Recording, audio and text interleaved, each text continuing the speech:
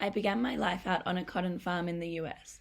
The cotton in my body requires a huge amount of water, 2,700 litres to be exact, enough to fill over 30 bathtubs.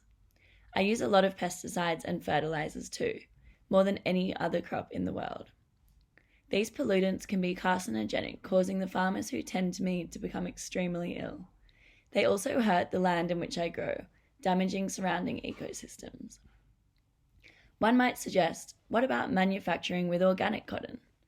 Yes, organic cotton doesn't use harmful pesticides or fertilizers, but it only makes up for 1% of the 22.7 million metric tons of cotton produced for worldwide manufacturing every year. The material processing and production I undergo is heavily reliant on fossil fuels. In fact, 5 times more carbon is emitted from producing clothes like me than all air travel per year. This glamorous fashion industry is actually responsible for 10% of the global carbon output. I go through intensive machines to convert me into fabric using great amounts of water and chemicals. I arrive in textile mills ready to be steamed and dyed using harmful compounds to give me colour. When released, these chemicals, such as lead and mercury, cause widespread contamination ending up in rivers and waterways. I arrive in the hands of a worker from a huge factory in Bangladesh, or wherever the cheapest labour cost may be. The women who made me earned only $2.70 that day. After the manufacturing process, I travel by ships, trains, trucks and planes to be sold in high-income countries. This process adds to my enormous carbon footprint. But the manufacturers are only half the problem. You, the consumer, have also turned a blind eye to the impacts of fast fashion for so long. For instance, the post-purchase choices you make, such as washing in hot or cold water, surprisingly can make enormous impacts on the environment. Here in Australia, the average household does around 400 loads of laundry per year. Every year, 500,000 tonnes of plastic microfibres from the fashion industry are dumped into the ocean, the equivalent of 50 billion plastic bottles. 35% of microplastic in the ocean is contributed just by doing our laundry. The toxic material in microplastics, such as cadmium, lead and mercury, travels back to humans through the food chain. This creates a deadly cycle with the increased levels of toxins in the oceans and highlights another environmental issue.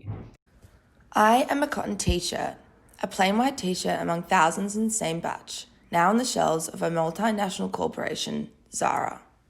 For its 6,000 stores, my manufacturer alone churns out roughly 840 million garments every year, often at below poverty wages for its workers. My cotton generates an average of 23 kilograms of greenhouse gases for every 1 kilogram of fabric needed. An extremely unsustainable business model that is inherently harmful to the environment and society. Thousands of companies like mine have manufactured cheap disposable clothing, often without consideration for environmental or societal costs. They've profited from fast fashion, creating a 1.5 trillion industry, but at the planet's expense. I am a disease and the planet is paying the price. This is fast fashion. It has become a trend in itself that has arose dramatically in our age of consumption. But what devastating impacts has fast fashion brought upon us? To properly understand the phrase fast fashion, it's important to first give the phenomenon context. Up until the mid-20th century, the fast fashion industry ran on 4 seasons a year: winter, spring, summer, and autumn.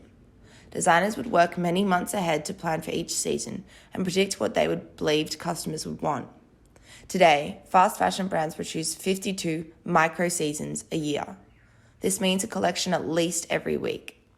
Fast fashion utilizes trend replication, rapid production, and low-quality materials in order to bring inexpensive styles to the public.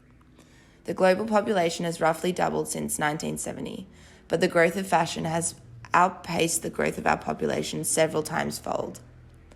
We are now consuming 80 billion new pieces of clothing every year. That's 400% more than we were consuming just 2 decades ago.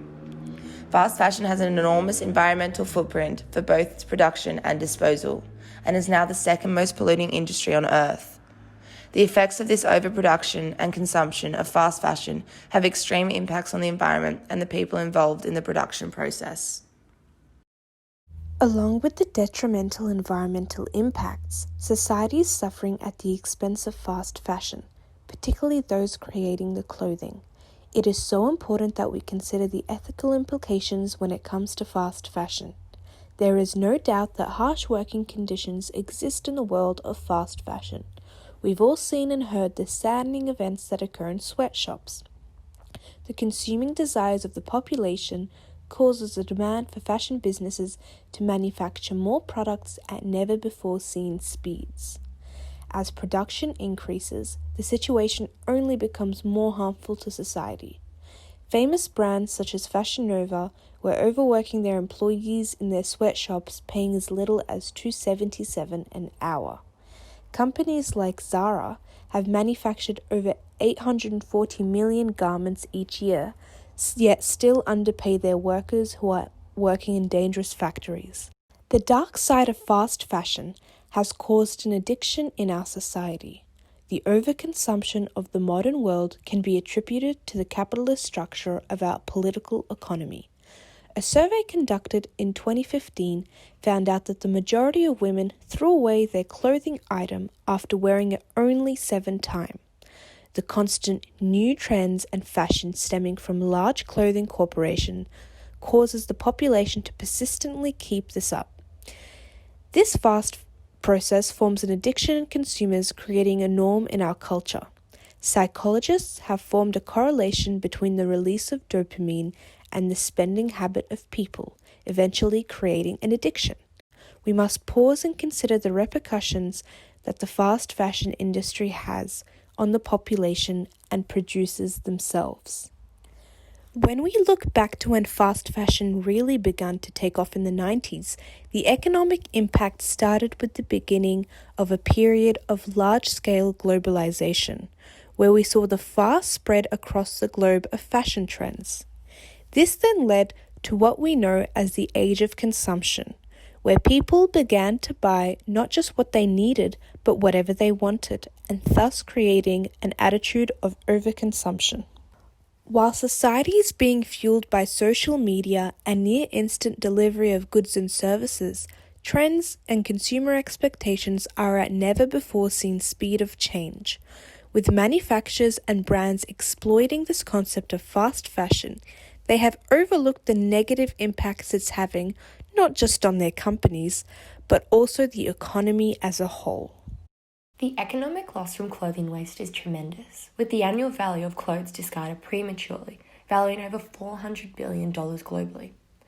Fast fashion is a destructive force, and by slowing down fast fashion, we can see enormous economic benefits. Reports have shown that by addressing both environmental and social problems created by the fashion industry, this would provide a $192 billion overall benefit to the global economy by 2030. To meet consumers' growing demands for clothes, companies will need to embrace business models that reuse clothing and maximize their useful life. Some well-known brands have recently taken charge in more sustainable movements. One example is the designers at Patagonia.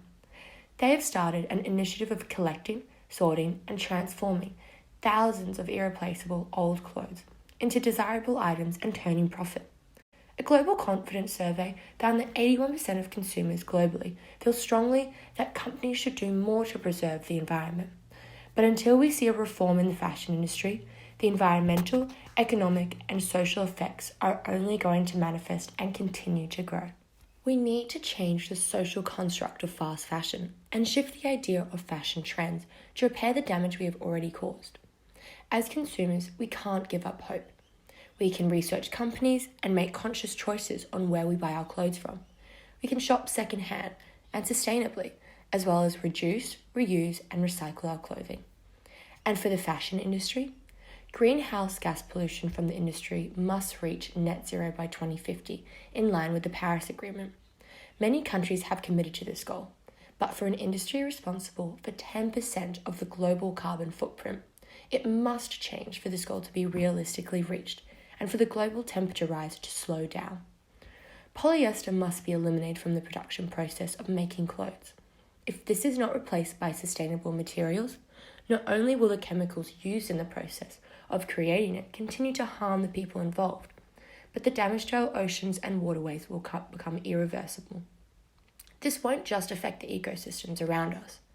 It will affect people living below the poverty line, people exposed to the direct effects, and our very own diets. Fast fashion is destroying our world, but that can change. We need a solution that reshapes the whole industry, including fossil fuel emissions, water pollution, land pollution, and the overconsumption and disposal of fast fashion trends. If we don't act now, the effects of fast fashion will be devastating to our world and irreparable.